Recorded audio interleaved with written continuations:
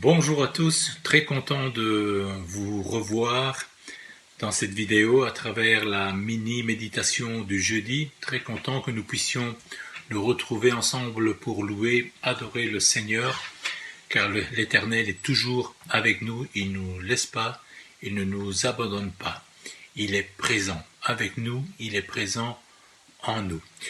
Cette semaine-ci, je me suis remis dans ma tête ce cœur qui dit, et que vous connaissez très bien, tu es le Créateur. C'est un petit cœur que j'affectionne très particulièrement.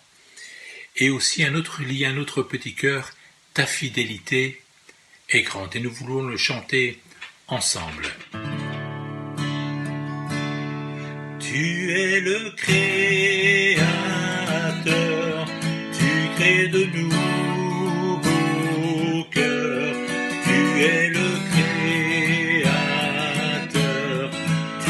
Seigneur, nous sommes ta création, reçois l'adoration, la louange qui t'est due, Seigneur Jésus. Tu es le Fils de Dieu, tu règnes dans les cieux. L'agneau de Dieu, alléluia. Tu es le roi de gloire, le prince de la paix. Tu es le souverain ressuscité.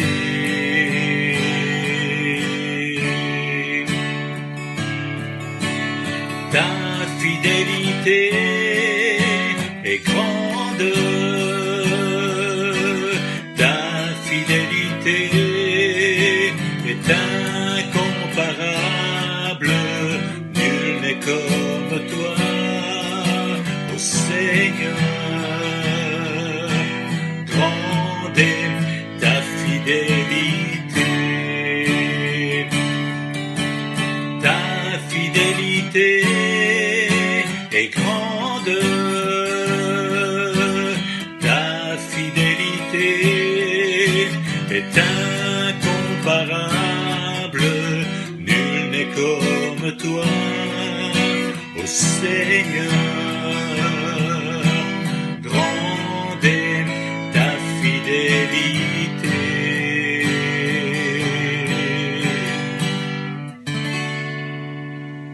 Amen. Amen. Oui, la fidélité de Dieu est grande. Cette semaine-ci, j'ai été frappé par un passage de la Bible que vous connaissez tous en Matthieu 14, au chapitre 22 et 23. Je le lis. Aussitôt après, Jésus obligea les disciples à monter dans la barque et à le précéder sur l'autre rive pendant qu'il renverrait la foule. Quand il l'eut renvoyé, il monta sur la montagne pour prier à l'écart, et le soir venu, il était là, tout seul. Jésus aimait se retrouver tout seul pour prier, pour communiquer avec son Père. Jésus se trouve dans une situation un petit peu embarrassante. Disons qu'il était triste. Il est mélangé entre tristesse, compassion et mission pour lequel le Père l'avait envoyé. Quelques versets avant, on voit que les disciples de Jean-Baptiste viennent le trouver et ils viennent lui annoncer la mauvaise nouvelle et lui dire que Jean avait été exécuté. Évidemment, cette situation-là était triste. Jésus prend alors une barque pour se mettre à l'écart, dans un endroit désert, la parole de Dieu nous dit. Mais la foule le retrouve. Et ce n'était pas une petite foule, 5000 personnes, plus les femmes et les enfants. Et bien sûr, Jésus mélangeait entre tristesse et compassion. Compassion parce qu'il voit la foule et il s'en occupe. Il parle avec eux. Et le soir venu, bien sûr, les disciples viennent trouver Jésus et lui dire, écoute, renvoie la foule parce que maintenant ils ont faim, ils vont aller se trouver un peu de nourriture dans le village. Mais Jésus déjà les met à l'épreuve. Jésus les chatouille un petit peu et leur dit, vous n'avez qu'à leur donner vous-même à manger. Évidemment, les disciples étaient un petit peu embarrassés parce qu'il n'y avait pas grand-chose à donner à la foule. Et la Bible nous dit, vous connaissez l'histoire, que Jésus rend grâce et voilà, il donne à manger à la foule. Et après leur avoir donné à manger, il les renvoie. Et puis il donne cet ordre, il renvoie les disciples sur la barque et il leur dit de le précéder sur l'autre rive. Jésus monte alors sur la montagne pour prier à l'écart. Et le soir venu, il était là, seul à communiquer avec le Père, seul peut-être à partager la tristesse de Jean, qu'il aimait bien. Pourtant, Jean n'a pas été chouchouté par Jésus. Jésus aurait pu dire, oui, mais c'est Jean-Baptiste, quand même, je vais faire en sorte qu'il soit sauvé, mais non. Jean-Baptiste avait rempli sa mission. Et voilà que le soir venu, pendant qu'il était là seul et qu'il avait renvoyé ses disciples étaient en plein dans le lac avec une tempête et la Bible nous dit que le vent était à contre-courant. Et puis on peut se poser cette question, mais pourquoi Jésus, sachant que ses disciples allaient éprouver la tempête, pourquoi est-ce qu'il les envoie au milieu de la tempête?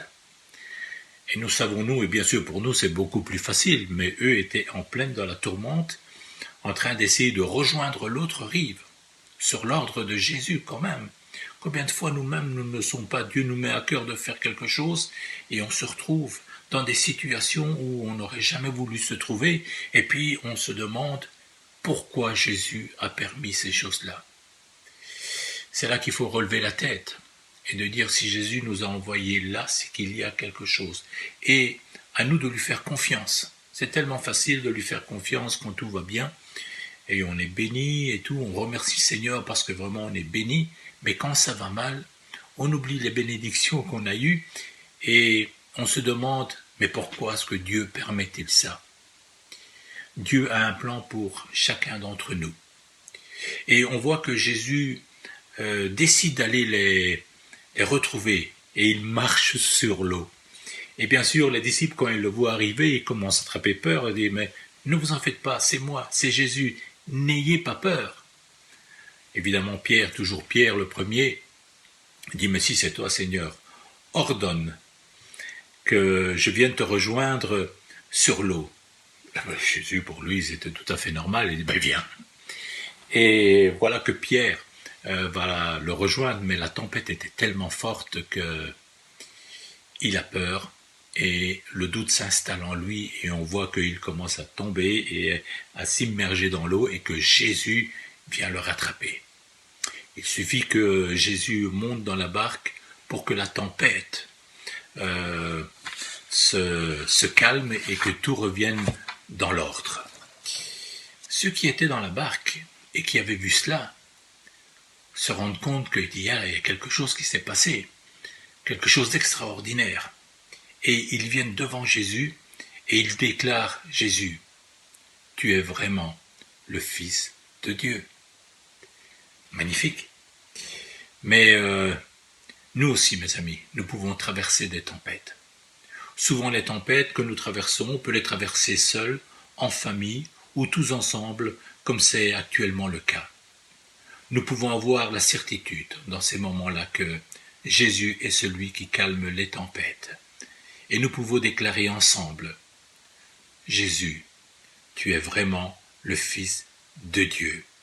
Il est le même, aujourd'hui et éternellement. Soyez bénis.